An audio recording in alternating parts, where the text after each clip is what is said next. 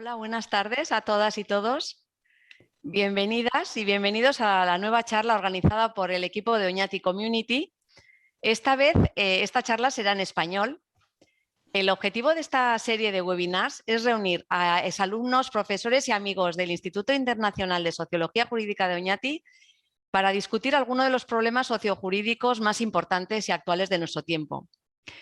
Esta nueva serie de webinars se inspira en una serie anterior que ya celebramos en mayo-junio, que fue muy exitosa, sobre la desigualdad socioeconómica en el sur global, particularmente en América Latina.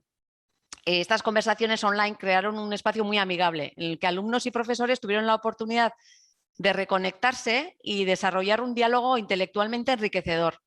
Este pasado mes de septiembre hemos comenzado otra serie de charlas.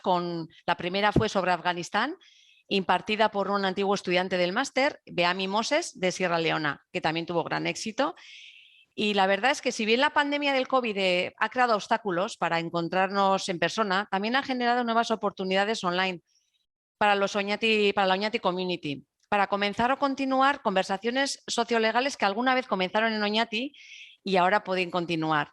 Esperamos que con esta serie podamos fortalecer nuestro vínculo como Oñati Community y reunirnos para discutir, desafiar y repensar algunos de los retos sociojurídicos más actuales. La charla de hoy tratará sobre la educación jurídica y la muerte anunciada de la clase magistral, pero tendremos posteriores charlas, una en noviembre, que será en inglés, Sociolegal Implication of the COVID Pandemic in Africa, impartida por Annette y dos antiguos estudiantes. Y en diciembre, profesor Johannes Fest y Gemma Barona nos darán una charla sobre Does Prison Abolition Have a Chance? Por supuesto, estáis todas invitadas e invitados.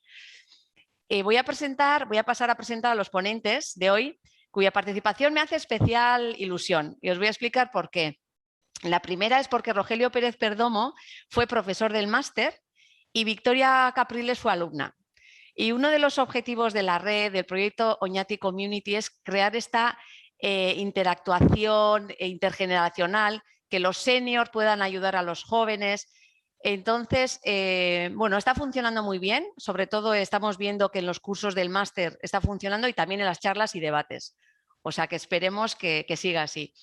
Y luego otra razón es porque con Rogelio Pérez Perdomo en el año 2016, con motivo del 25 aniversario del Instituto de Oñati, escribimos un artículo que está publicado en la Oñati Sociolegal Series, que era el máster de Sociología Jurídica de Oñati, la percepción de los graduados. Al año siguiente nos pusimos a trabajar en otro artículo que era, bueno, a ver en el futuro dónde están ahora nuestros graduados, pero por falta de tiempo quedó aparcado. Esperemos retomarlo en el futuro. Y entonces, bueno, paso a presentaros a los dos ponentes. Victoria Capriles es abogada, como he dicho, magíster en Sociología Jurídica del Instituto Internacional de Sociología Jurídica de Oñati y candidata a doctora en Ciencia Política de la Universidad Simón Bolívar en Caracas. Actualmente es profesora del Departamento de Estudios Internacionales y directora adjunta del Centro de Derechos Humanos de la Universidad Metropolitana. A su vez, Rogelio Pérez Perdomo es abogado y doctor en Ciencias, mención Derecho. Es profesor del Departamento de Estudios Jurídicos, exdecano de la Facultad de Estudios Políticos y Jurídicos, miembro del Consejo Consultivo del Centro de Derechos Humanos de la UNIMED, individuo de número de la Academia Nacional de la Historia de Venezuela y, por supuesto, no menos importante, fue director científico del Instituto de Oñati. Como os he comentado, la Oñati Community es un proyecto, una red del Instituto Internacional de Sociología Jurídica y está codirigida por el profesor José Ramón Bengoechea, que es director también del Máster Internacional en Sociología Jurídica en la Universidad del País Vasco y, al igual que Rogelio, fue director científico del instituto. Sin más dilación, doy la palabra a José Ramón Bengoechea. Aurrera, José Ramón. Hola, eskerrik asko, Susana. Buenas tardes, arratsalde-on guztioi. Buenas tardes a todas y a todos. Bienvenidas y bienvenidos, ongi etorri. Un auténtico placer contar pues, con este plantel tan excelente, no solo de ponente muy interesante, sino también contar pues, con toda vuestra presencia. No hay más que echar un vistazo a los participantes en este webinar para ver pues, qué nutrida representación tenemos, tanto geográfica como también desde el punto de vista disciplinar. Y también gracias especiales a Leopoldo y a INTA, ¿no? Por la ayuda que nos están dando y, cómo no, a nuestra alma mater, que es Susana, ¿no? Bueno, pues recordar la importancia del tema que tenemos frente a nosotros, porque estamos hablando de la clase magistral, ¿no? Y seguramente todos nosotros hemos bebido de las clases magistrales, incluso hemos tenido la oportunidad de comparar distintos estilos magistrales, ¿no? Seguramente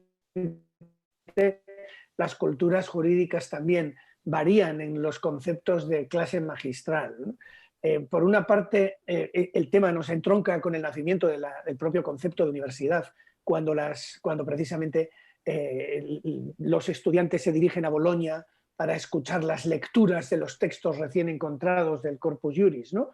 Y esto es lo que da lugar precisamente a una de las prácticas más interesantes, que son las glosas, ¿no? Y quizás se produzca un contraste y el concepto de glosa que ya está indicando una especie de debate, ¿no? Y posiblemente uno de los motivos para poder hablar de este fin de la clase magistral pues sea que elimina el debate y, por lo tanto, elimina la reflexión crítica y también la autocrítica, aunque no tiene por qué hacerlo necesariamente, dependerá también de los tipos de clases, ¿no? Pero estamos muy interesados en ver cuál es el impacto que tiene la clase magistral y por qué nuestros dos prestigiosos ponentes de hoy pues están presagiando de alguna forma ese sepelio de la magistralidad. Por lo tanto, ansiosos de escuchar las reflexiones, os cedo la palabra.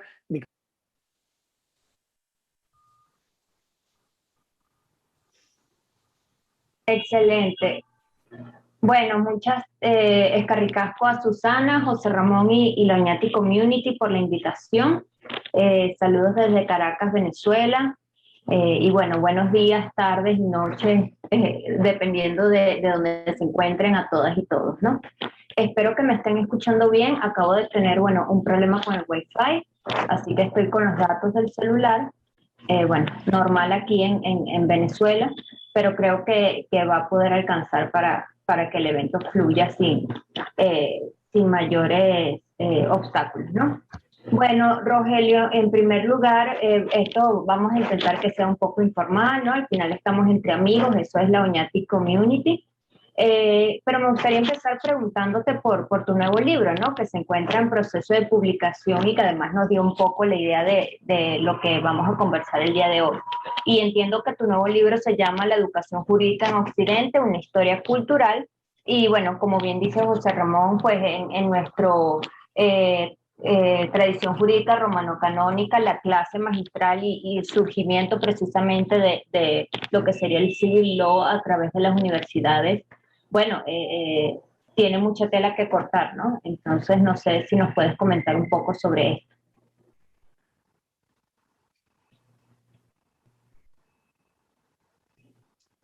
Me perdió Rogelio. No sé, tienes el micrófono apagado, Rogelio. Por favor, alguien le solicita que lo prenda. Ok. Listo. Ajá. Muy bien. Bueno, decía Egunon y Escarricasco, para recordar lo poco que recuerdo del idioma vascuence. Bueno, y estoy muy complacido de estar con la comunidad de Oñati. Tengo muy buenos recuerdos de Oñati. Ahora no estamos en Oñati, sino que estamos todos en distintos sitios. Yo hablo desde California. Pero me encanta ver buenos amigos, muchos de los cuales hicieron Oñati o que he encontrado en distintos en momentos de mi carrera. Así que quería advertir algo. El título no lo puse yo y no vengo a anunciar la muerte de la clase magistral. Al contrario, vengo vengo a ponerla en su perspectiva histórica, ¿no?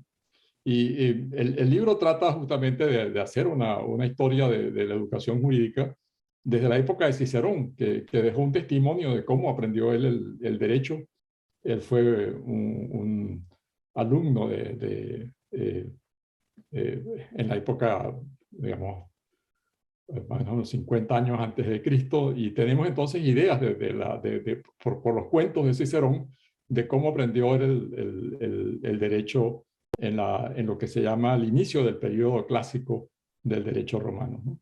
Y ahí toca después cómo cambió en el periodo imperial, sobre todo, y especialmente en la época de Justiniano, en el cual Justiniano intentó con el Corpus Juris Civilis regular el derecho y hacer del derecho un producto estatal, ¿no? O sea, cosa que hasta ese momento el derecho era más bien el producto de la experiencia a través de los jurisconsultos, pero en el Bajo Imperio y luego con Justiniano se lo asoció con el Estado y Justiniano fue muy autoritario a este respecto.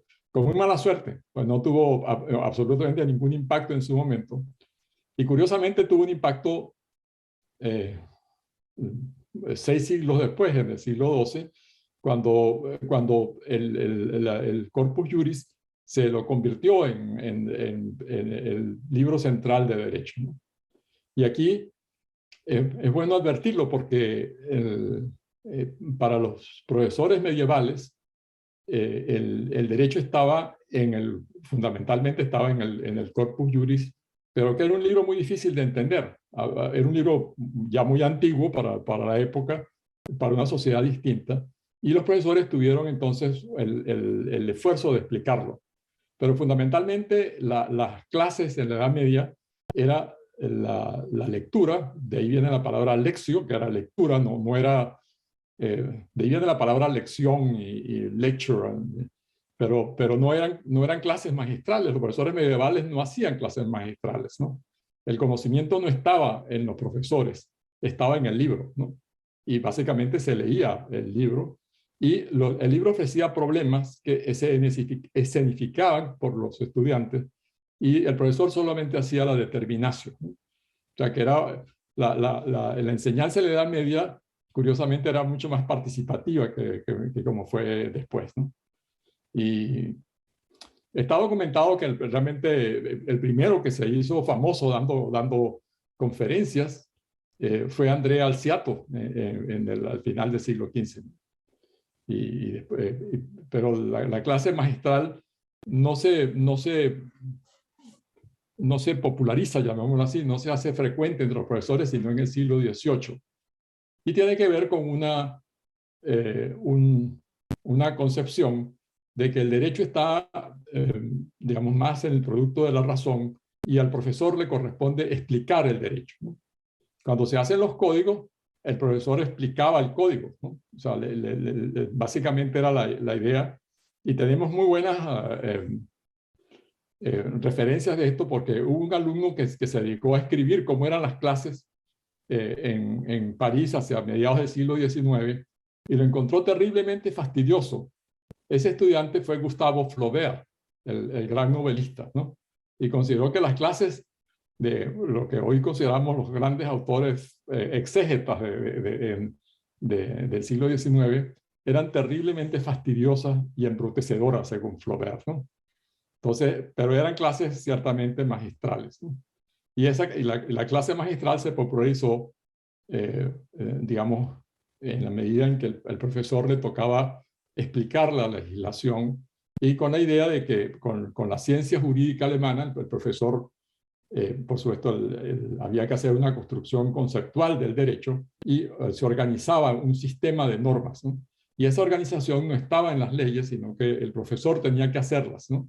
Entonces, la generalización de la clase magistral y su expresión escrita, que fue el manual, primero el tratado y después el manual de derecho, fue el producto básicamente del siglo XIX, ¿no? Es muy interesante ver cómo eso históricamente tuvo muchas resistencias, ¿no? En la época en que Venezuela fue parte de Colombia, lo que llamamos la Gran Colombia, hubo un decreto de Bogotá que ordenaba a las universidades suprimir lo que se llamaban las disputas, o sea, las escenificaciones de la cuestión, las discusiones teatralizadas, llamémoslo así, que eran parte de la enseñanza del derecho. Y los profesores de la Universidad de Caracas protestaron, ¿no?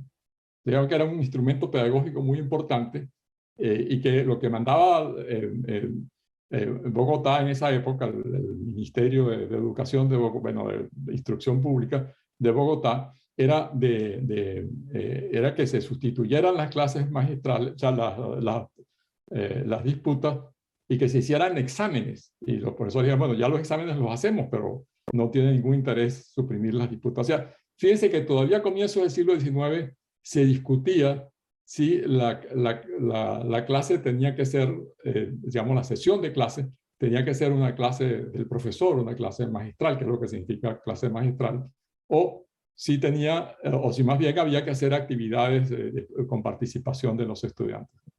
Entonces eso todavía se discutía a comienzos del siglo XIX, pero en la medida en que se impuso, digamos, la idea de que el profesor tenía que organizar el derecho, pues a él le correspondía explicarlo y en consecuencia el conocimiento empezó a fluir de la boca del profesor al oído y al cerebro de los estudiantes, que es lo que está detrás de la clase magistral. Y ahora, por supuesto, hay muchos que no consideramos apropiada, que de esa manera es útil, porque la utilidad de la clase magistral es fundamentalmente para transmitir información, para transmitir una forma organizada del conocimiento jurídico, ¿no? Pero eso no es sino una parte del derecho. Christophe Jamin tiene un magnífico artículo que dice sobre el manual de derecho, que es la expresión escrita de la clase magistral, dice, o el arte de enseñar la mitad del derecho, ¿no? La otra parte, la parte de problemática y contextual del derecho, no es apropiada para la clase magistral, ¿no? Ese es básicamente uno de los temas del libro, ¿no? Pero yo no quiero monopolizar, mejor es que hablemos un poco, hablemos un poco con Victoria, que fue mi estudiante, así que a ver cómo lo vivió ella y en la Universidad Metropolitana de Caracas hemos tratado de que la mayor parte de los profesores, y ahora Victoria es profesor, no usemos demasiado la clase magistral, sino que usemos distintas formas de la discusión en la clase. Sí, totalmente, Rogelio. Yo tomo la responsabilidad, yo fui la que puso el título, no solo porque por supuesto los títulos así con picante pues siempre te llaman la atención, ¿no? Sino porque también considero, y esto es lo que quizás podemos debatir, que por lo menos en lo que tiene que ver con educación jurídica, sí deberíamos empezar a dejar a un lado lo que es la clase magistral pura, ¿no? Lo que Flaubert dijo, bueno, que era fastidioso. Yo creo que a todos nos ha tocado o hemos visto clases de esta manera, ¿no? Que el profesor se para en el podio y, bueno, dicta básicamente todo lo que hay que escribir, uno copia y luego eso mismo es lo que va para el examen, ¿no? Veo que aquí está Irene Torres y, bueno, si quieres me corriges, Rogelio, pero creo que Irene en su momento hizo como un estudio de cómo se realizaban las clases, ¿no? En esta tradición jurídica romano-canónica y que, bueno, estas clases magistrales, así como digo, que más que pensar es caletrear lo que dice el profesor y plasmarlo, pues, en el examen. Y, bueno, como suelen ser, por ejemplo, en Estados Unidos, Canadá, el Reino Unido, que es este famoso uso de los casos, ¿no? Y que a través de los casos más bien se aprende a resolución de problemas más allá de solo copiar. Y por eso vamos a hablar ahorita en un rato sobre el tema de la Universidad Metropolitana, ¿no? Porque hemos intentado salirnos de esta idea cuando todavía se utiliza bastante en muchos países de la tradición jurídica romano-canónica. Un egresado nuestro, egresado pues en la Universidad Metropolitana, puedes hacer una doble titulación de Derecho con estudios liberales, o lo que sería liberal arts en Estados Unidos. Y él ahorita, bueno, acaba de llegar a Francia y está realizando una maestría en Derecho Internacional Penal, ¿no? Y él me acaba de escribir y me dijo, profe, o sea, estoy totalmente fuera de mí. O sea, esto es tan distinto a como yo estudié en la Metropolitana, porque literalmente el profesor me hace un dictado y yo tengo que copiar este dictado, que es algo que nunca había hecho, porque nuestra forma de estudio es distinta. Y bueno, para él ha sido como un shock importante esto de ver por primera vez una clase magistral tradicional, ¿no? Tan diferente a la idea de lo que es por lo menos lo que tratamos de hacer en nuestra escuela de Derecho. Entonces, bueno, Rogelio, ya que tú estás aquí como uno de los fundadores del hecho aquí en la Metropolitana que queda en Caracas, no sé si nos puedes pues hablar eso, un poquito de este modelo y entramos en debate sobre, bueno, hasta qué punto es útil en el siglo XX que el profesor te dicte y tú solo copies, ¿no? O qué tan mejor pudiera ser empezar a meter casos y solución de problemas y pensar y resolver. Sí, bueno, antes de entrar en ese tema, es bueno que nos refiramos a lo que hizo Irene Torres, porque lo hizo en Oñati. Esa fue su tesina Genial. de Oñati. Entonces Irene es originariamente psicóloga, después hizo su maestría, hizo Derecho y después hizo la maestría en Sociología del Derecho. Y entiendo que ahora haciendo su doctorado en Antropología del Derecho en Canadá, bueno, hasta donde yo seguía a Irene. Irene, esa tesina que mereció el eximia cum laude en Oñati, comparando el resultado desde el punto de vista psicológico de la enseñanza en la Universidad Central de Venezuela, que en esa época, yo no sé cómo es ahorita, pero en esa época era clase magistral, con los estudiantes de Oxford, y mostró que los estudiantes de la Universidad Central de Venezuela digamos, eran muy buenos en razonamiento abstracto, ¿no?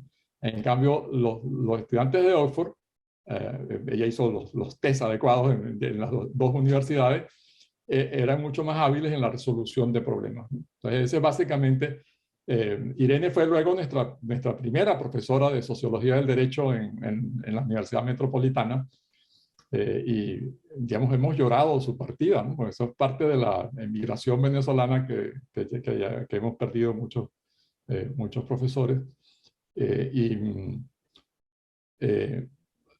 Bueno, la Universidad Metropolitana desde el comienzo lo pensamos como una clase en que animábamos a los profesores a hacer cosas distintas a las clases magistrales, ¿no? Y algunos profesores fueron extremadamente imaginativos. Recuerdo un profesor de Derecho Romano que hizo una escenificación de las luchas entre patricios y plebeyos y cómo los plebeyos se fueron incorporando en el gobierno. En fin, varias cosas muy imaginativas que a mí no se me hubiera ocurrido, pero que me gustó mucho lo que hicieron. Y el otro aspecto de la Universidad Metropolitana es que le hemos dado mucha importancia a los derechos humanos y al derecho comparado, ¿no? La Universidad Metropolitana se pensó originariamente como una forma de preparar a los estudiantes para este mundo nuevo, más globalizado, que nos tocaría vivir, ¿no? La idea naturalmente era que estuvieran en Venezuela, pero integrados o parte de la globalización que se veía en ese momento en Venezuela, a final de los años 90 y comienzos del nuevo siglo. Pero bueno, la historia fue por otro lado, y lo que ha pasado es que más de la mitad de nuestros estudiantes han emigrado, de nuestros graduados han emigrado. Y ese fue el estudio que hicimos Victoria y yo, ¿no?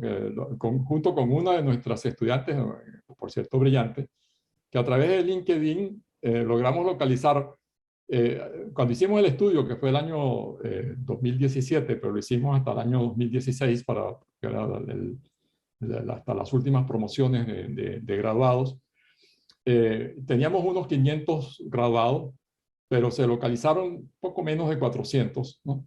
Y vimos que de esos que se lograron localizar, por LinkedIn y por otros medios, más de la mitad estaban fuera de Venezuela, ¿no? Cosa que no nos sorprendió porque con una inmigración tan numerosa como la venezolana, pues por supuesto no esperábamos un resultado muy distinto. De hecho, es más bajo que la proporción de graduados de la Universidad Metropolitana, que cerca del 60 y tantos % están fuera de Venezuela. Pues son ingenieros y, en fin, gente de sistemas y todo eso, que es más fácil emigrar, ¿no? Nos sorprendió que cerca de la mitad de los que han emigrado trabajan en asuntos relacionados con derecho. Y eso nos revela mucho, ¿no? Nos revela que el derecho no es esa disciplina nacional como se lo ha querido plantear. Y que tal vez, y que cuando hicimos el plan de la Escuela de Derecho, no fue para que la gente emigrara, no estábamos pensando en eso, sino para que pudieran entrar en conversaciones útiles con los abogados de distintas partes del mundo, y por eso era muy importante el derecho comparado, y para que se mantuviera muy pendientes, porque ya habían ciertos elementos de autoritarismo en materia de derechos humanos, ¿no? Y entonces eso básicamente fue inclusive se fundó una revista que se llama Derecho y Democracia. Ustedes ven cuál es cuál fue la orientación de la Escuela de Derecho de la Universidad Metropolitana cuando se creó. Hay que advertir que la Universidad Metropolitana existía ya desde la década de los 70, de 1970, y que la Escuela de Derecho se creó después. Bueno, se empezó a planear al final de la década de los 90 y empezó a funcionar en 2002, ¿no? Así que estábamos justamente en ese momento de transición y esa fue la orientación de la Escuela de Derecho, ¿no? Estamos complacidos cuando hemos visto que el resultado, porque los estudiantes nos han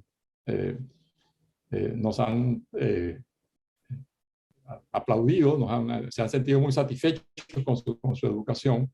Y también hay muchos que se han quedado en Venezuela, cosa que nos agrega mucho. Victoria y varias de mis colegas profesores son jóvenes profesores que lo están haciendo muy bien en la Universidad Metropolitana. Y también tenemos varias personas que han decidido participar en política, ¿no?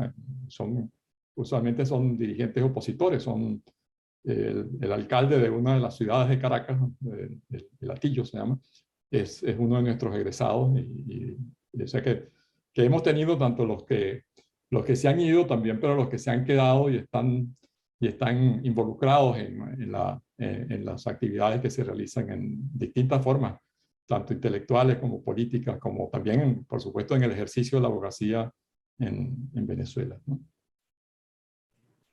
Sí, así es. Precisamente, bueno, la Escuela de Derecho de la Universidad Metropolitana es comparativamente muy joven, porque se crea en el 2002, ¿no? Apenas el año que viene vamos a cumplir 20 años. Y bueno, ya la UNIMED tenía 30 años existiendo en ese momento.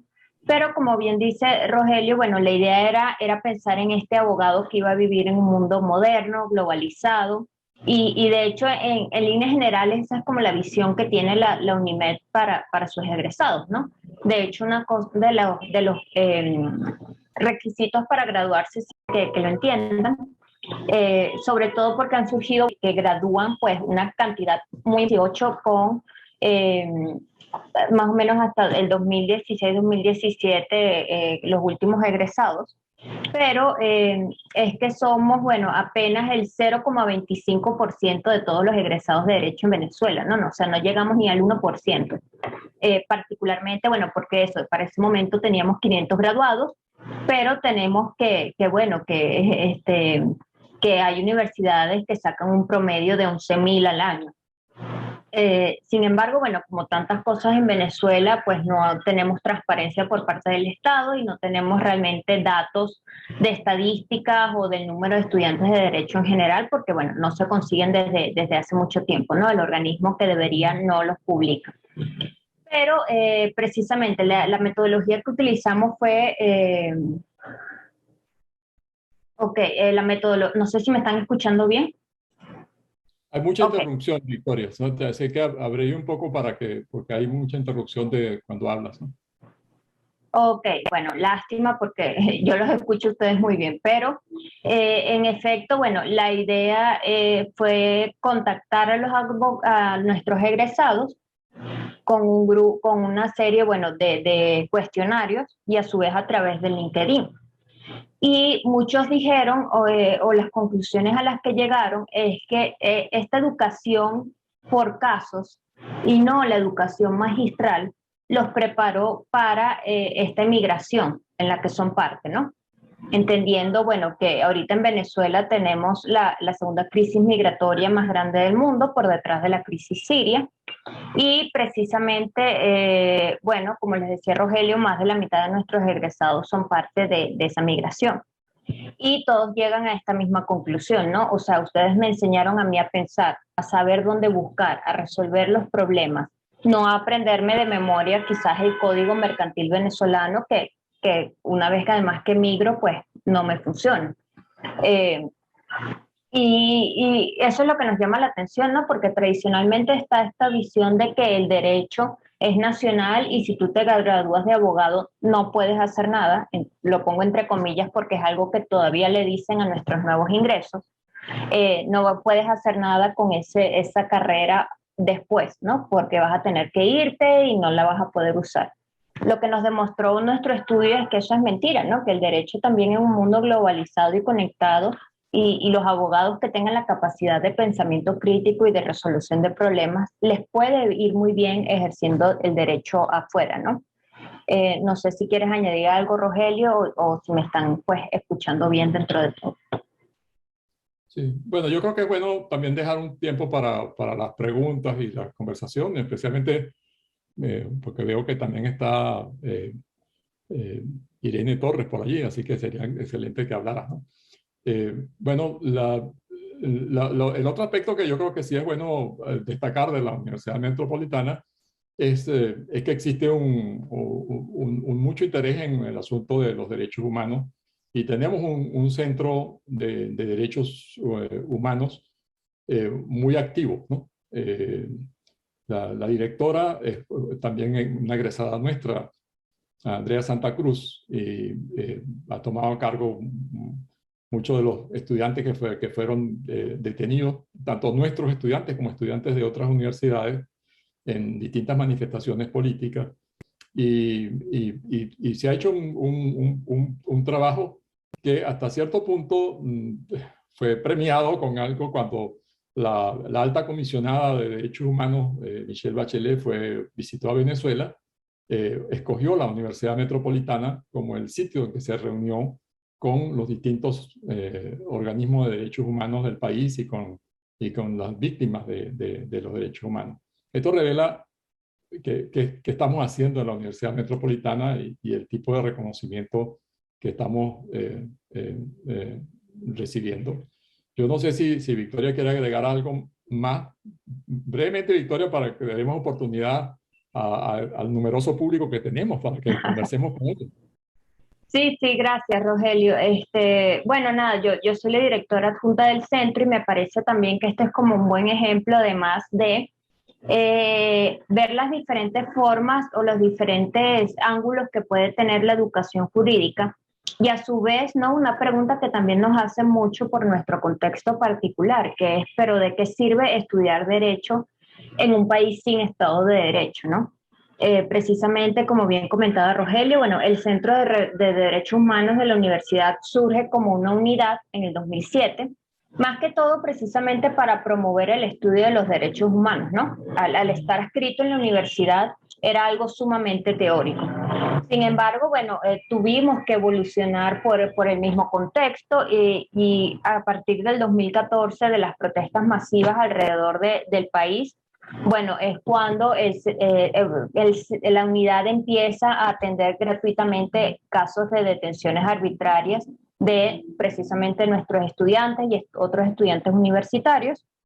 En ese tiempo atendimos más de 900 casos y además hicimos seguimiento en más de 130 casos de estudiantes que fueron presentados ante tribunales del país.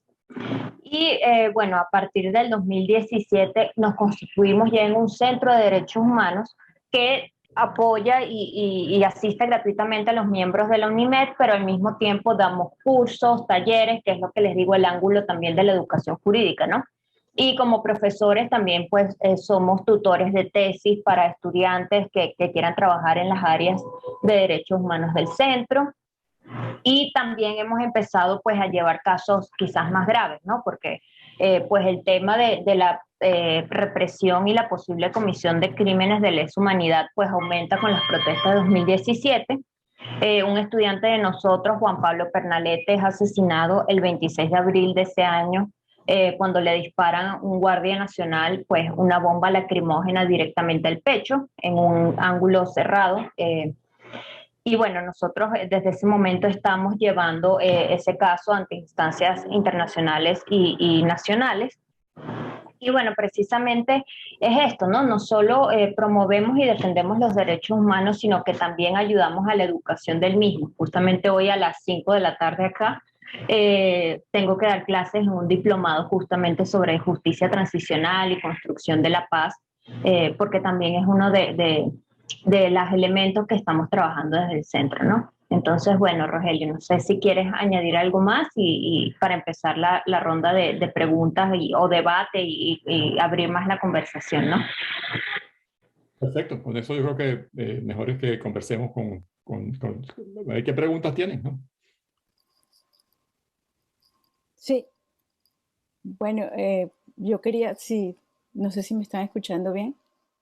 Sí, Sí, bueno, sí, primero perfecto. que nada, bueno, qué divino ver a tanta gente querida, ¿no? Y este tema que Rogelio sabe que siempre me ha encantado. Yo quería compartir algo que no es pregunta, más bien bueno, sí es pregunta o es este compartir de lo que estaba pensando. Y es que sí, Rogelio y la Universidad Metropolitana nos abrió a muchos profesores en aquel momento iniciando la carrera la posibilidad de inventar una nueva forma de enseñar el derecho.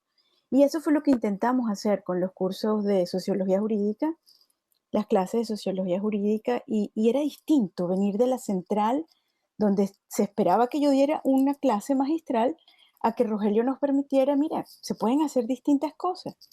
Y fue maravilloso, no estuve sola en eso, estuvo también Tibisay Cerrada y Rogelio con nosotros. Y la parte que quería compartir es que pasaron muchos años entre ese momento y lo que estoy haciendo ahora. Ahora estoy en Canadá dando clases en la Universidad Yorkville University, que es una universidad privada. Y, y cuando yo empecé a revisar la posibilidad de dar clase aquí, a mí me dijeron unos profesores de la Universidad de Toronto, Irene, tienes que entrenarte en una cosa que nosotros llamamos Active Learning Approach, que es aproximación activa al aprendizaje, a la enseñanza. Y yo dije, bueno, pues nada, otra vez aprender, divino.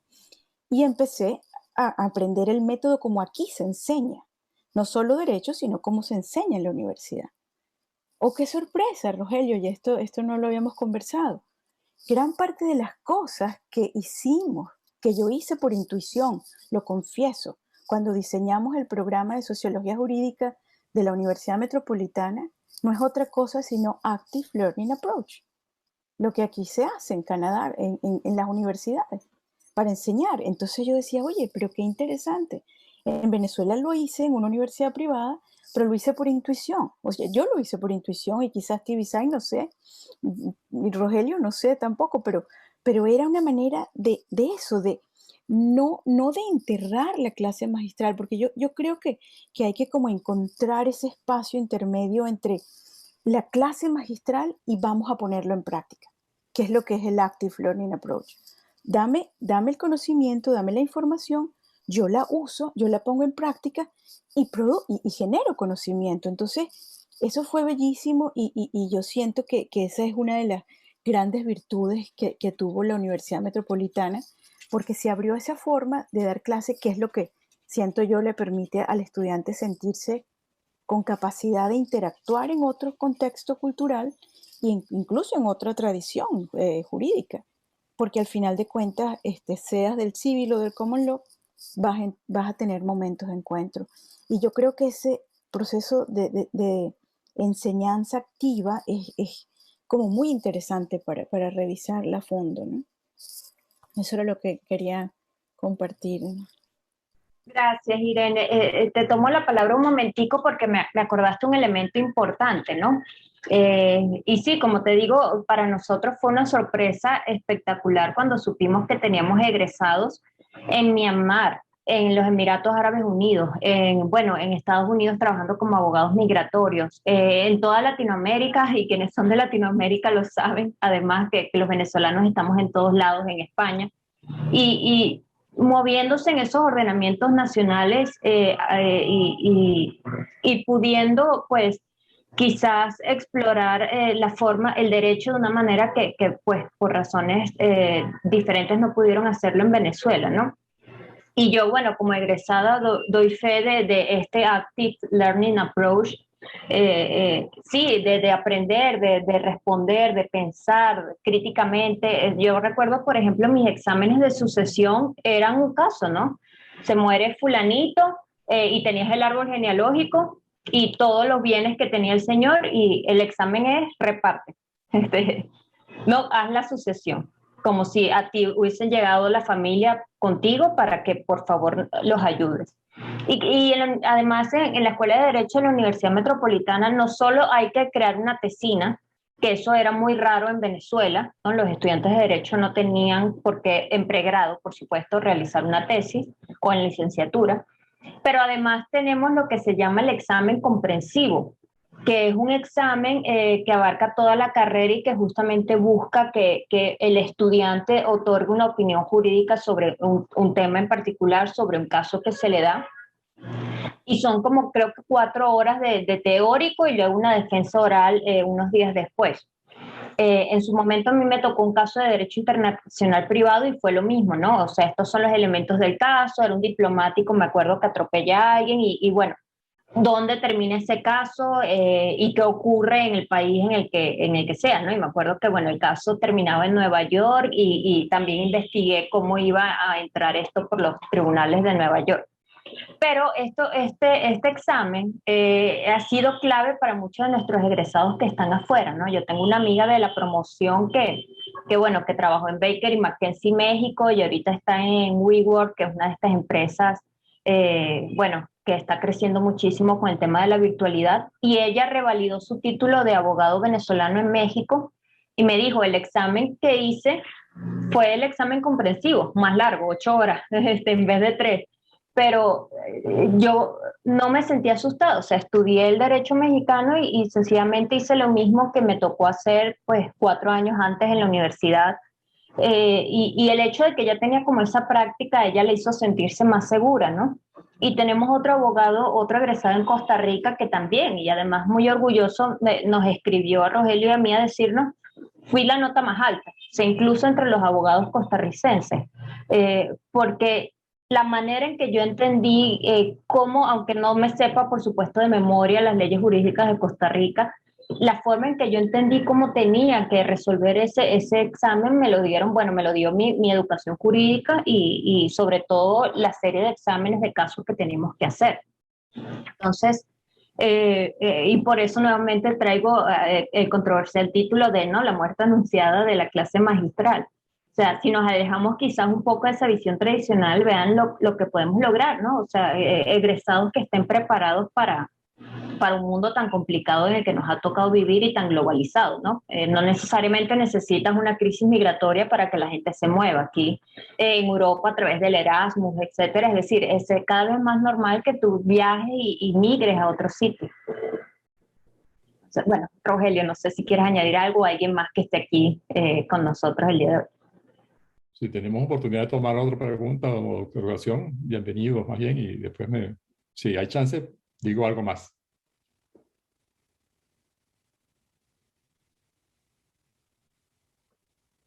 En la clase decimos no todos a la vez, por favor, cuando vemos que tengo mucho silencio.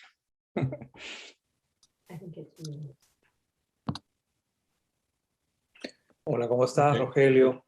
Qué gusto de verte, de escucharte. Hola, Ricardo, qué bueno. Y a todos los amigos, por supuesto. A Irene también, que es de mi promoción, Irene Oñati. Ya hace algunos años, no voy a decir qué número de promoción para no generar ninguna susceptibilidad. Simplemente quería saludarles, agradecerles por sus comentarios muy interesantes y sugerir un punto, ¿no? No sé si para la discusión. Y es que me parece, todos debemos ser acá estudiantes, estudiosos y profesores, profesoras, que hay un elemento central, ¿no? Cuando educamos, y es definir qué queremos hacer con los alumnos o con las alumnas, o tal vez más democráticamente, qué cosa quieren hacer ellos, ¿no? Cuando sean abogados o abogadas. Yo he tenido la oportunidad de enseñar en la universidad a futuros abogados, tanto en pregrado como en posgrado, y también a jueces y a fiscales en el Perú. Entonces, mi pregunta es esa, si la preocupación metodológica por cómo enseñar, más allá de que enseñar, tiene una relación profunda o no con ese perfil profesional que queremos lograr. Tengo la impresión de que una cosa es formar un juez al que hay que enseñarle a decidir, y algo diferente es la formación de un abogado de litigio, por ejemplo, al que hay que enseñarle a convencer al juez a través de razones, ¿no? Y tal vez sea incluso algo diferente enseñarle a un abogado de litigio a convencer a un juez, que es un magistrado entre nosotros, es una persona que hace carrera pública, en relación, por ejemplo, a un litigio dirigido ante un tribunal de arbitraje, donde los árbitros no son magistrados y tienen un perfil mucho más privado, ¿no? Y tal vez otra cosa diferente sea enseñarle a un profesor o una profesora a producir conocimiento. Así que pongo ese punto en la mesa y quisiera sus reacciones. Sí, efectivamente, yo creo que es muy importante ver para qué se educa, ¿no? ¿Qué es lo que se quiere lograr con la educación, ¿no? Y, por supuesto, el derecho, el grado de derecho conduce a muchos oficios, ¿no? Y el gran desafío es cómo educar a una persona que va a poder escoger muchas carreras después, ¿no? Y ese es el gran desafío para la educación básica en derecho, ¿no? O sea, no centrarse en que los graduados van a ser abogados litigantes o van a ser abogados transaccionales para una gran firma o algo así, o van a ser jueces, sino darle una formación que le permita seguir cualquiera de esas carreras, por supuesto, haciendo algunos cursos adicionales que lo preparen para eso, para eso están los posgrados, ¿no? Y está la propia práctica profesional, ¿no? Eso yo creo que es muy importante cuando uno está planteándose el tema central, cuál es la educación básica. Y mi punto es, aparte de esa idea de educar personas que van a tener muy distintas carreras, también la educación jurídica tiene mucho que ver con la concepción del derecho que tenemos, ¿no?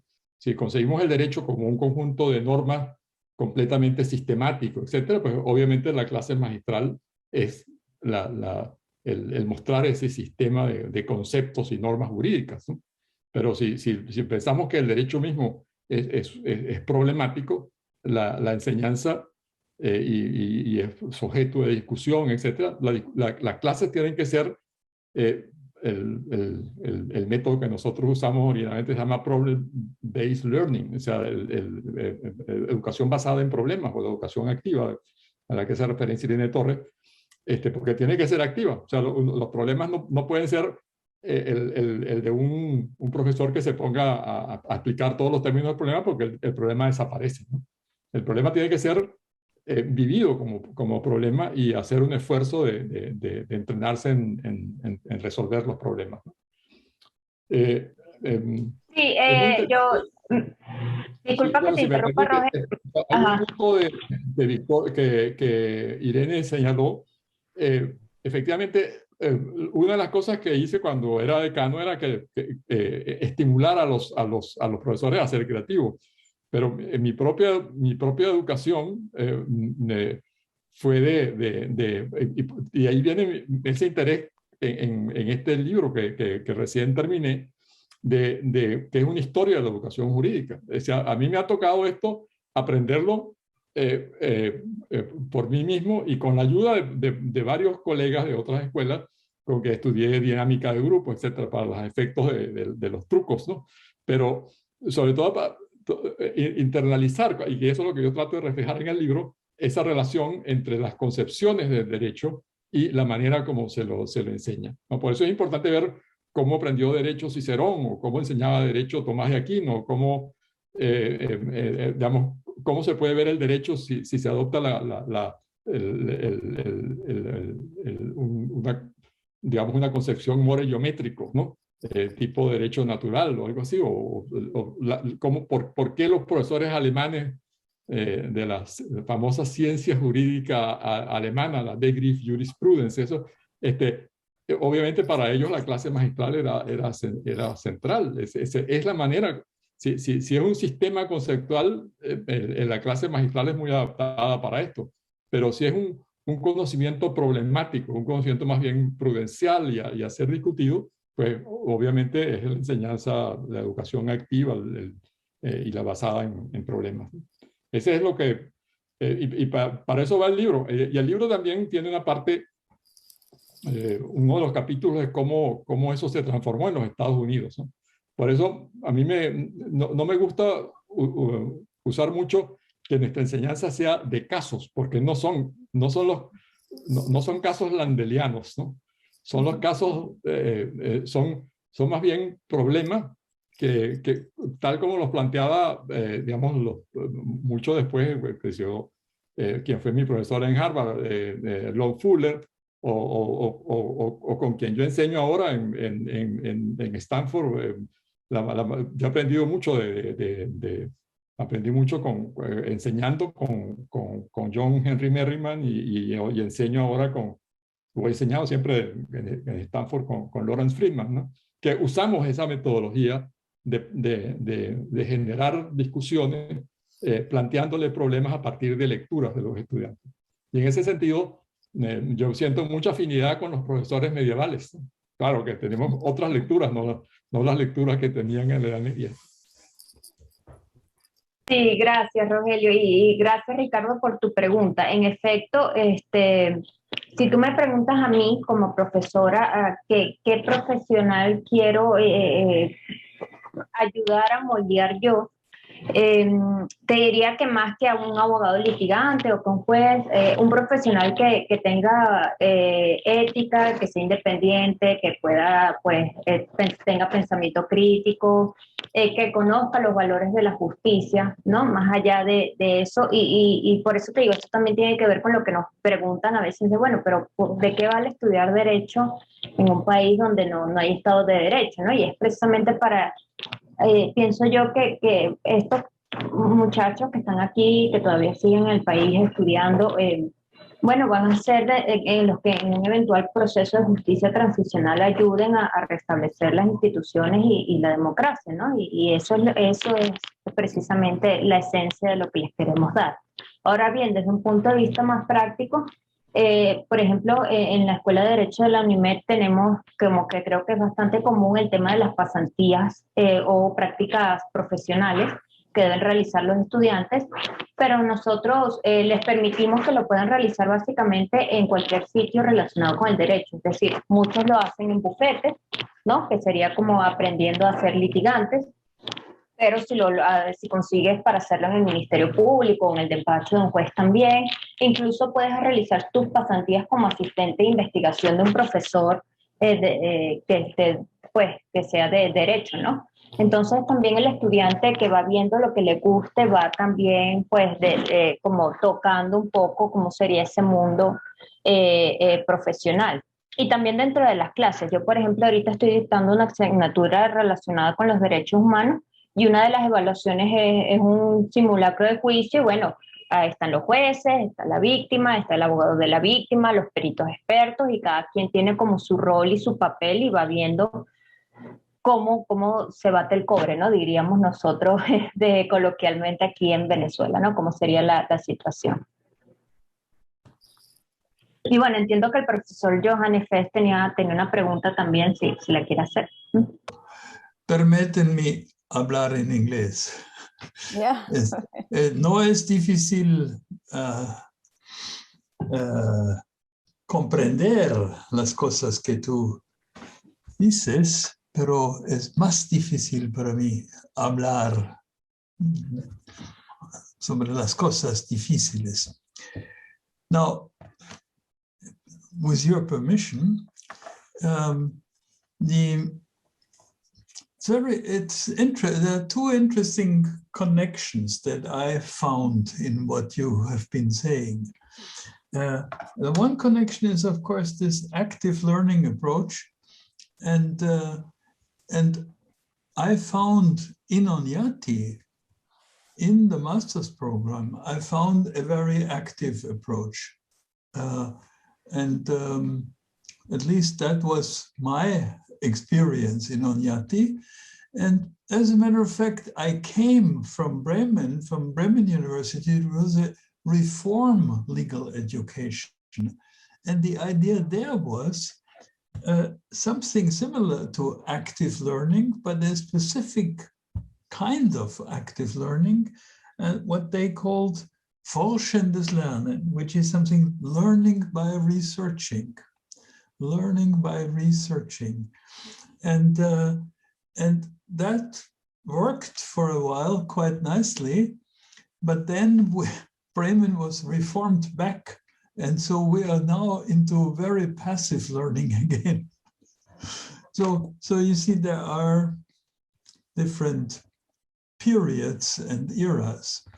But the other thing that I just wanted to attach to what Rogelio said in the beginning, you may not be aware of the fact that in Germany, the tradition of the glossatores took a different turn or constituted a different tradition in Germany in the 19th century, from the 19th century, and that is a tradition that, like the glossatores, now in present-day Germany, every single law, especially major laws, get a commentary, a book in which all the glosses are assembled usually by somebody from the ministry who drafted the law in the first place. Now and that, however, is such a form in Germany, such a thing that you cannot ignore if you're teaching or practicing law. But the interesting thing for me was and is to turn this into something different, into something more active, more social science oriented. And so I have been publishing now in the 8th edition a commentary to the prison law. And it is trying to take the position of the prisoner or talk to the prisoner rather than to the university. And that is interesting because at some point the German courts are so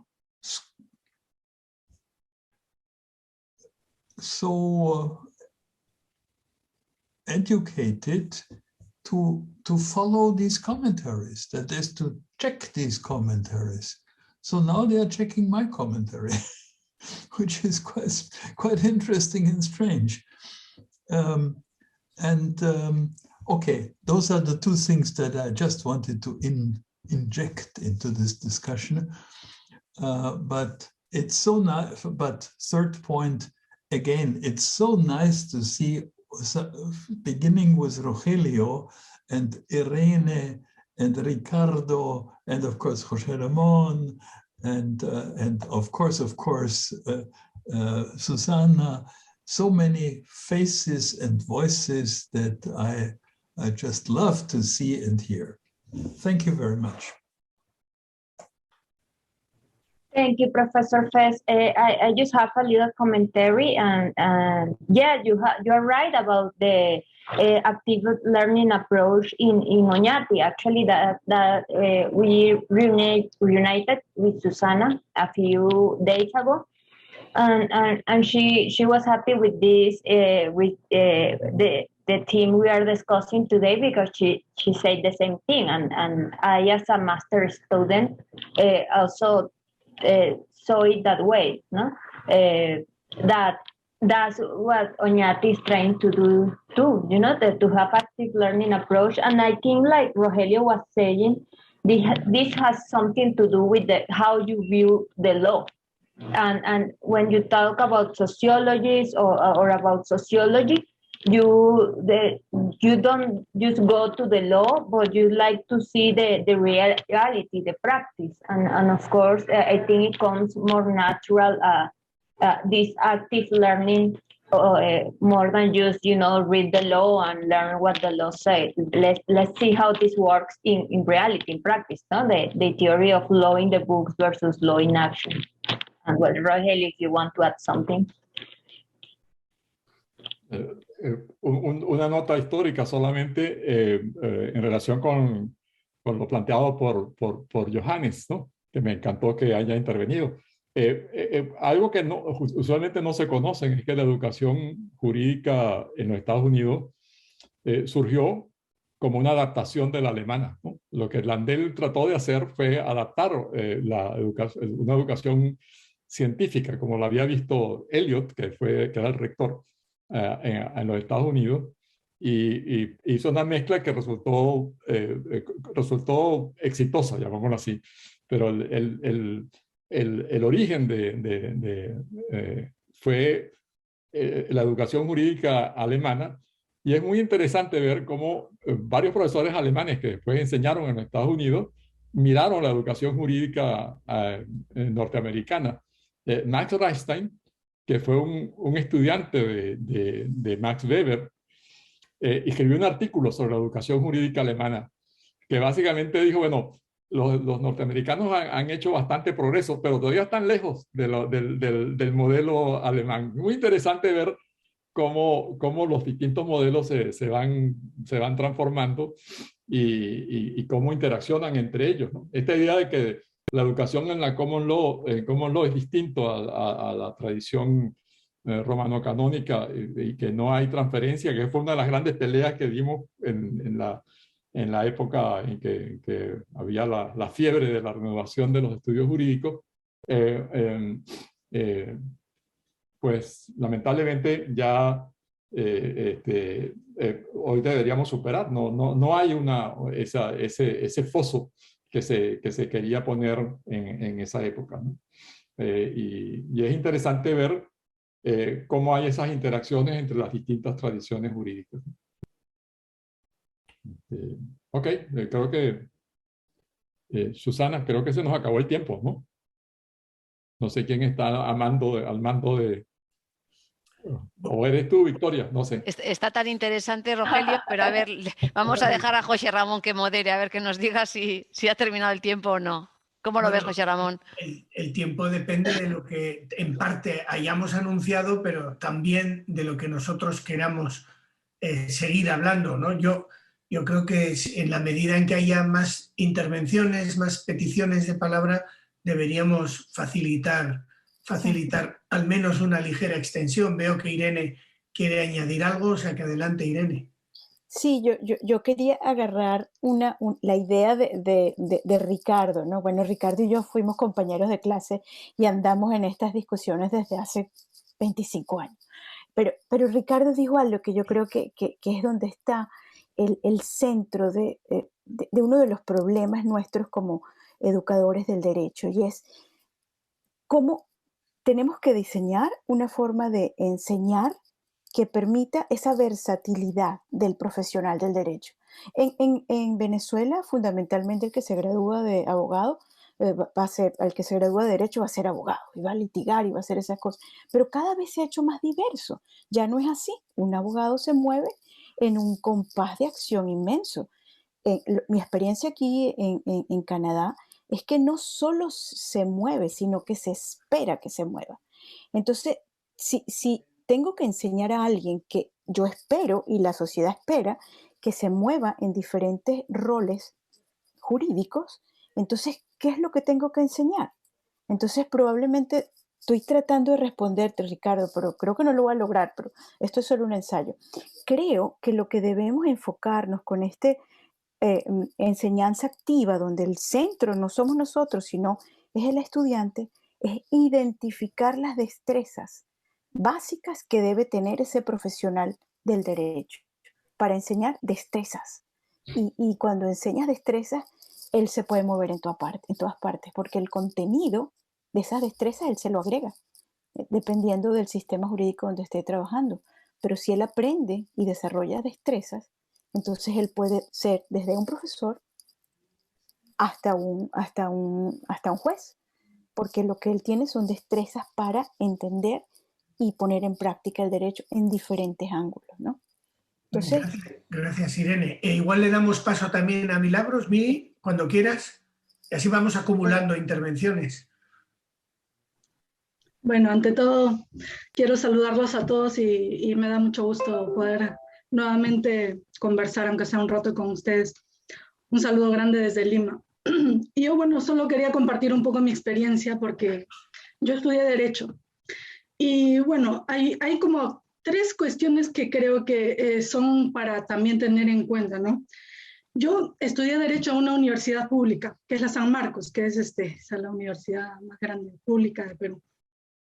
Pero la situación, yo al haber estudiado en una universidad pública me doy cuenta, o sea, rápidamente, que la diferencia entre la educación pública y la privada, al menos en Perú, es notoria, ¿no? Y bueno, y en mi universidad, pues lamentablemente, por ejemplo, al menos en los años en que yo estudié, no hay las cuestiones de las prácticas, por ejemplo, no había, si un estudiante, por ejemplo, ayudaba a un profesor, no es que el profesor te podía o te enseñaba de alguna forma o que tú pudieras en un futuro ser profesor, sino simplemente era como un ayudante más de cátedra y no necesariamente para poder, como una oportunidad para poder ser profesor. Lamentablemente, esa es una cuestión que se tiene que tomar en cuenta. Y también creo que otra cuestión es que hay que tener en cuenta la estructura, la situación estructural de las facultades de Derecho, ¿no? Tanto en la universidad privada como en la pública. En la privada, por ejemplo, en la Universidad Católica, que yo he hecho algunos cursos ahí, yo me doy cuenta que hay una oficina que es que ellos en todas las facultades, o sea, tienen como un apoyo más activo a los profesores, ¿no? Un acompañamiento permanente. En cambio, en la universidad pública, en la San Marcos, que fue en donde yo estudié, no. Entonces, esa era una cuestión desde que yo era estudiante, siempre me cuestionaba, ¿no? Y es así como que siempre decía, pero ¿por qué es esto así? O en mis clases también me decía, pero esta cuestión de solo saber las normas, muy reglamentarista. Entonces yo, a partir del 4º año, como que no me hallaba muy cómoda, ¿no? Porque sentía que como que faltaba algo. Y es así como descubrí en la biblioteca una revista de Oñati y fue bonito y siempre lo recuerdo con mucha nostalgia porque es ahí en la revista Oñati, en el artículo del doctor, del profesor Manolo Calvo, donde yo como que encontré las respuestas que estaba buscando. Entonces, digo, fue una feliz coincidencia y bueno, años después pude ir a Oñati y todo eso. Pero digo yo, sí, era muy curiosa yo, pero a veces no todos los alumnos pueden, o no todos tienen la posibilidad de poder, no sé, ser tan curiosos o tan obsesivos con cosas que te llaman la atención como yo quizás, pero eso creo que deberíamos plantearlos y igual el profesor Ricardo me entienda mejor porque, ¿cómo hacer para cambiar esa situación, no? Es lamentable a veces, pero bueno, ojalá que poco a poco todo eso se vaya cambiando y se pueda ir mejorando y dar la oportunidad a los estudiantes de Derecho que quizás también las facultades de Derecho deberían poner más énfasis en la cuestión social, ¿no? Porque es mucha enseñanza positivista, mucha enseñanza legalista, pero hay un vacío que hasta que eso no se solucione no vamos a poder formar abogados realmente conscientes, críticos, con las cuestiones sociales, ¿no? Bueno, eso era todo por ahora. Gracias. Gracias, Mili. Pues ya que has mencionado a Ricardo y había pedido la palabra, adelante, Ricardo. Sí, muchas gracias. Tres comentarios muy breves. Uno, Mili, un placer. Y bueno, ya por interno nos comunicamos para estar en contacto en Lima, que ambos estamos en Lima, que es una pena que no podamos tomar un café juntos. La segunda cuestión es, yo estoy completamente de acuerdo con Irene, en el sentido en que creo que los profesores y profesoras tenemos que trabajar muy fuerte el campo de las destrezas, ¿verdad? Y ahí probablemente una clase magistral muy clásica, en el sentido de solo una conferencia, de un gran profesor iluminado, con alguna teoría legal novedosa, sirva poco para fomentar ese uso de destrezas que tiene mucho más conexión con una práctica consciente, ¿verdad? Y metódica en relación a efectivamente cuál es la destreza que vayamos a desarrollar.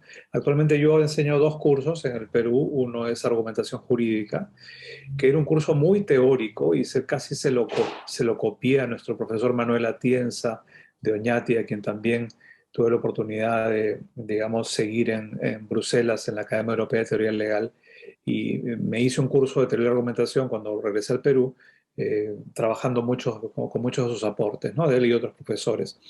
Pero era un curso muy teórico y me di cuenta que yo en el Perú no iba a formar filósofos del derecho, entonces lo convertí en un curso metodológico, ¿no? Actualmente hago un curso de métodos de argumentación y para eso tengo que trabajar alentando capacidad de investigación y luego finalmente de producción de argumentos. Y el otro curso que hago es uno que se llama litigación oral, en inglés sería Trial Skills, y es un curso donde voy a enseñar a futuros abogados a, digamos, litigar en un ambiente simulado de juicio, ¿no? Actualmente el abogado ante tribunales arbitrales, y las habilidades son diferentes. Ahí básicamente son no solamente de investigación, sino de persuasión, ¿no? A través incluso de recursos escénicos en el marco del trabajo remoto, como una conferencia de este tipo. Y así que estoy con Irene completamente en que, definiendo un poco el tipo de habilidades o destrezas que queramos formar, trabajemos esas destrezas. Y también estoy de acuerdo en que esas destrezas pueden ser transversales. Por ejemplo, para saber persuadir o aprender a persuadir bien, funciona muy bien no solamente para litigantes, también funciona para profesoras, ¿verdad? Y eventualmente funciona también para fiscales. Entonces, es una habilidad efectivamente transversal. Y también estoy con Victoria en que todo esto debe ser hecho no solamente para ganar dinero en el mercado, sino para ser fiel a una vocación por la justicia, ¿no? Y por la igualdad, que es una vocación que muchos lamentablemente olvidan. Y el tercer punto, y con eso termino, gracias José Ramón, para ponerlo en la mesa de debate, es que sí, según mi experiencia, y muchos la habrán tenido también aquí en esta reunión, va a depender un poco el método de trabajo para formar la estrategia y la destreza en relación a la cultura legal de la que venimos, efectivamente, ¿no? Tengo la impresión, por ejemplo, que en los Estados Unidos, por poner la referencia a un país, o probablemente también en Alemania, los estudiantes y las estudiantes estudian mucho más en general porque vienen de una vocación mucho más dedicada a los estudios. Probablemente también porque tengan más tiempo para hacerlo o más comodidades materiales.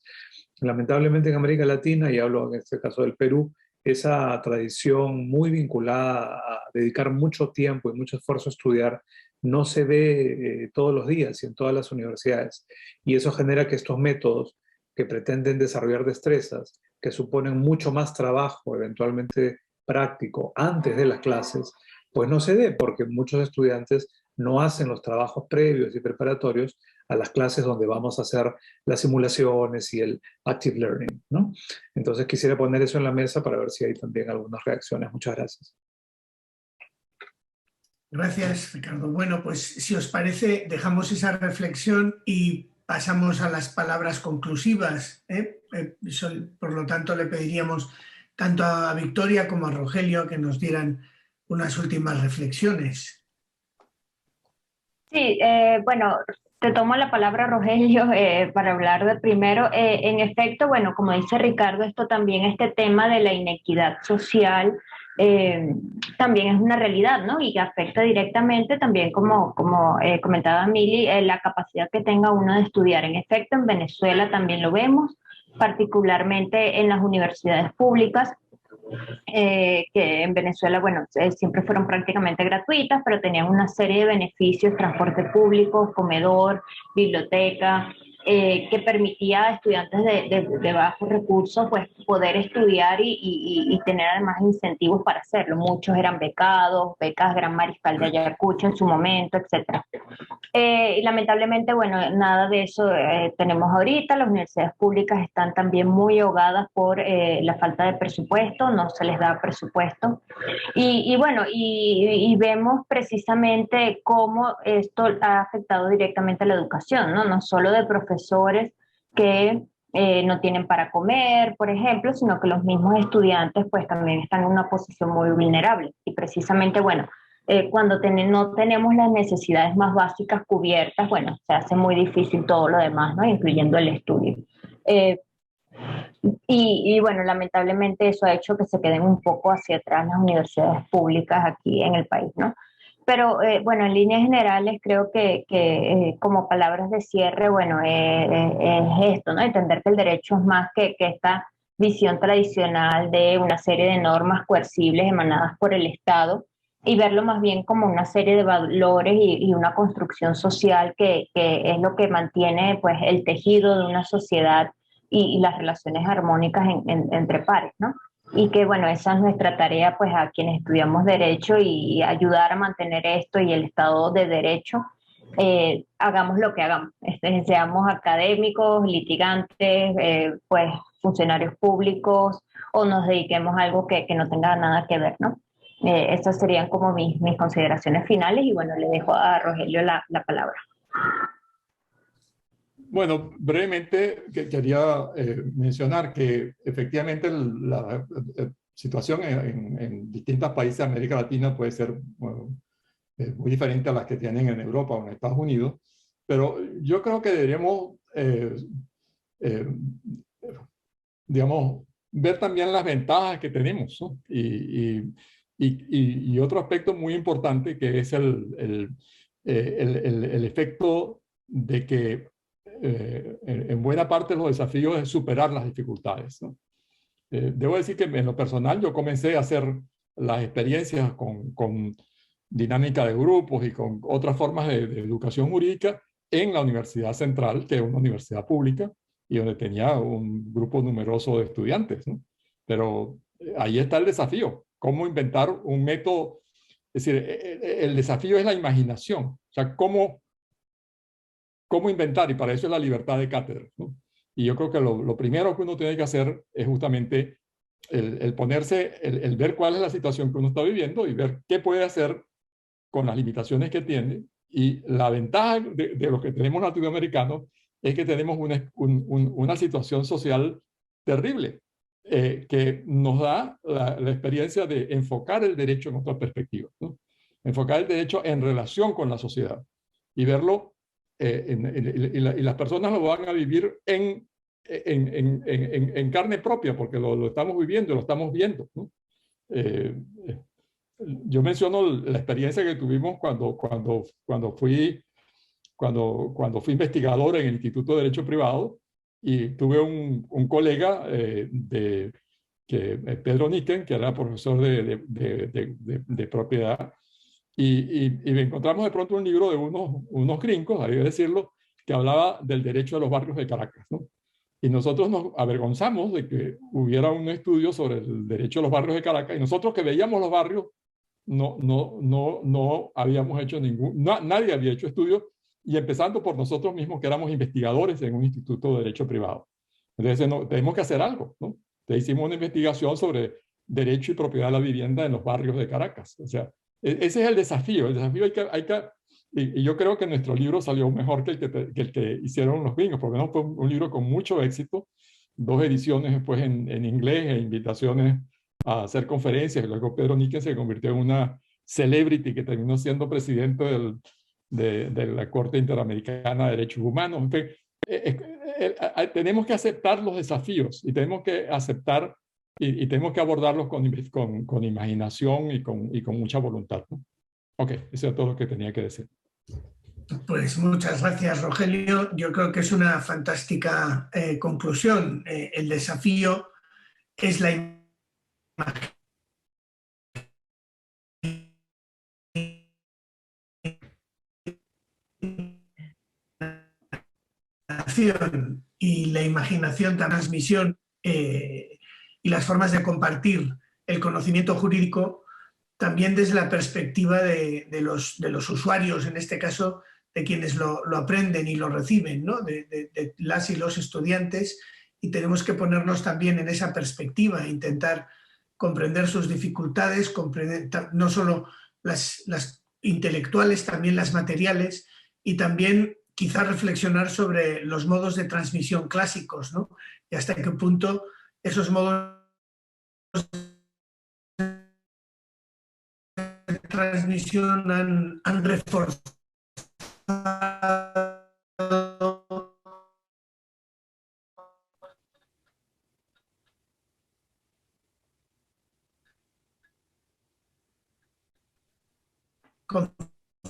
conceptos de derecho basados en conocimientos que llevan a una forma distinta de epistemología, ¿no? Posiblemente esto es lo que estemos experimentando hoy. Tenemos dos fantásticos ejemplos de cómo se puede hacer en Victoria y en Rogelio. Dos generaciones distintas, pero que están en esa labor. Por lo tanto, creo que todos los que estamos aquí en este webinar, pues compartimos estas inquietudes y nos mueven los mismos ideales, ¿no? Y bueno, pues quedamos emplazados a la siguiente charla y seguro que habrá muchas más como estas. Muchísimas gracias a todos y todas por estar aquí. Eskerrik asko. Eskerrik asko, agur. Muchas gracias a todas y a todos. Un placer veros. Y os emplazo a las siguientes charlas que os he dicho seguro el 10 de noviembre sobre África, y aquí le tenemos a Johannes el 13 de diciembre y lo anunciaremos como siempre. Un fuerte abrazo y de verdad muchísimas gracias por tomar parte participando y hablando en la Oñati Community. Que tengáis buen día. Nos vemos pronto. Besos, me alegro mucho de veros.